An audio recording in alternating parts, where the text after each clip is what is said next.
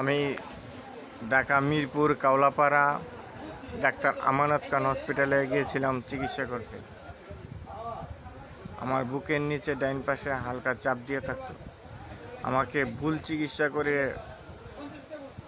আমাকে আজ 18 মাস যাবৎ বিছনায় ফেলায় রাখছে। আমার পেটে কোনো ধরনের ইনজুরি ছিল না।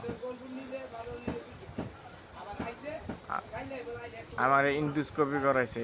ইন্ডোস্কোপি করার পর থেকে আজ 18 মাস যাবৎ আমি বিছনায় পড়া। আমি সুস্থ একজন মানুষ গিয়েছিলাম ডাক্তার আমানত খান হসপিটালে। ডাক্তার শাহাদাত স্যার এই ইন্ডোস্কোপি করিয়েছে। আমি ওনার উপযুক্ত বিচার চাই। আমি বাংলাদেশ সরকারের কাছে বলবো, যথাযথ ইন্ডোস্কোপি যেন না করায় মানুষকে। এই ব্যবসা থেকে আমার মতো গরিব মানুষগুলো যেন অসুস্থ না হয়। এই ইন্ডোস্কোপির কারণে আমি দীর্ঘ 18 মাস যাবৎ বিছনায় পড়া শয্যা চাই। আমি ডাক্তার শাহাদাত স্যারের বিচার চাই, ডাক্তার আমানত খান হসপিটালের এবং কুর্মিটোলা জেনারেল হসপিটালের ডাক্তার টেস্টো লিভার বিভাগের।